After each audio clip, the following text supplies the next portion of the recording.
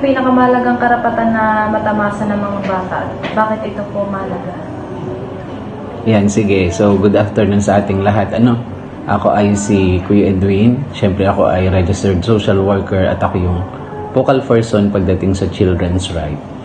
So, ang lahat ng rights ng bata ay mahalaga, lalo na yung karapatang maisilang. Pero, once na naisilang ka, siyempre, susunod na yung iba't ibang karapatan ng mga bata, particularly yung karapatan makapaglaro at makapaglibang, and siyempre yung karapatan ng bata na makapag-aral. Yun yung isa sa right na nakikita ko. Kasi once na ang bata ay nakapasok sa paaralan, magiging aware siya kung ano yung pang ibang right na hindi niya natatamasa.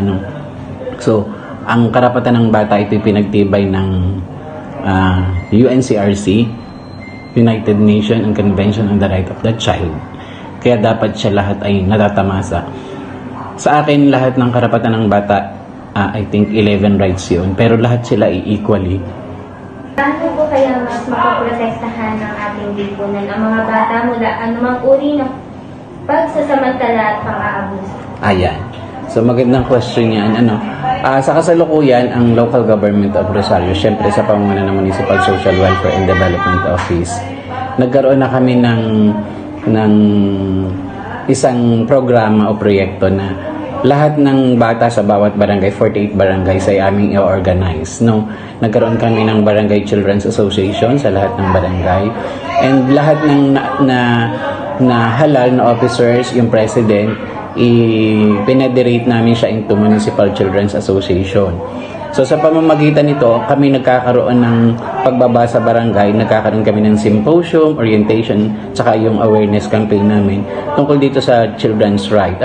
Katulong namin dito sa pagbaba ang World Vision Development Foundation na kung saan ay binibigyan din namin sa mga bata na itong karapatan ninyo dapat ay natatamasa ninyo, at kung sakali na sa tingin nyo ay may nalalabag dun sa inyong mga batas na sa inyong karapatan na dapat ay natatamasa, or pwede kayong magreklamo. Kasama din sa aming pagbaba yung pag-orient regarding doon sa usong-uso ngayon, yung kung napag-aralan nyo na yung USAEC and SISAEC, Online Sexual Abuse and Exploitation of Children. So ito yung isang batas na ngayon ay mahigpit namin tinututukan dahil alam naman natin ang mga bata ay lahat ay naka-cellphone. So dapat ang cellphone o ang social media ginagamit natin sa tamang pamamaraan lamang. Sa pamamagitan ng aming pagbaba, so nabibigyan namin ng awareness ang mga bata na hindi ito yung tama. Advocate din kayo kung paano natin mapoprotektahan yung kapwa ng kabataan. Ano po? Ano po ang papel ng edukasyon sa pagpapalaganap at pangangalaga ng karapatan ng mga bata? Ay, malaki po ang nakikita kong papel ng education sa pagdating sa pagpapalagana po ng karapatan ng mga bata. Unang-una, through education, ang mga bata ay na-educate, nabibigyan ng awareness, nalalaman ng mga bata kung ano yung mga karapatan na dapat ay natatamasa nila. Kaya napakahalaga nga po ng education. Kagaya na nabanggit po kanina na isa sa mahalagang karapatan ng mga bata yung makapag-aral at makapagtapos ng kanilang pag-aaral. Ano po? Dagdag ko lang din doon sa pag-aaral, kasi ay ang pag-aaral bilang isang karapatan ng bata, ito ay hindi lang responsibilidad ng mga magulang. Kasi baka kasi isipin ng iba na pinag-aaral ka, pagkatapos mo mag-aaral, magtatrabaho ka para makabayad sa magulang. Hindi natin responsibilidad na tayo magbayad ng pagpapaaral sa atin dahil yun ay tungkulin ng magulang na tayo pag-aralin. Ano po?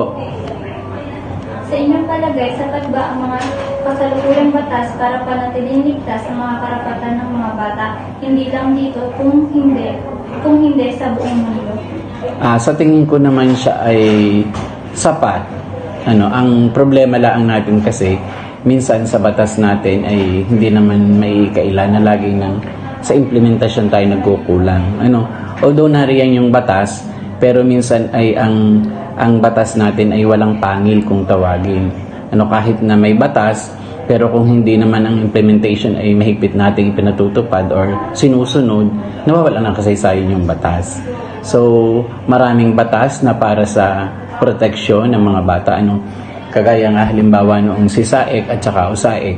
So, bagamat siya ay batas, siguro ay ang mga penalties, ang fines, hindi ganoon kahigpit.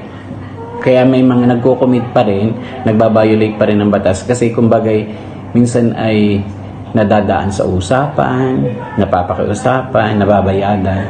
So yun. Kumbagay, ang batas ay sapat. Paano kaya matutulungan ang mga bata na mas makinahap sa pagtataguyod ng kanilang sariling mga karapatan? Ayun nga. Kasi during the orientation namin sa Children's Right, hinahayaan namin ang mga bata ay mag-express. Kasi isa dun sa karapatan ng mga bata, dun sa panghuling part na karapatan ng bata ay yung karapatang magbigay ng sariling opinion o pananaw. So kasi noong unang panahon kung ating babalikan, ang mga bata ay hindi napapansin. Kaya isang tutsut lang, pag may dumating na bisita, tatago na. Pero doon sa batas sa pinagtibay ng UNCRC, nilagyan doon na ang mga bata ay dapat ay makapagpahayag ng sariling pananaw. Yun ang aming isa sa binibigyan diin na sadyang ang mga bata dapat ay nag-share kung anong kanilang damdamin, kung ano yung kanilang saloobin. So kagaya ngayon, yung ating representative ng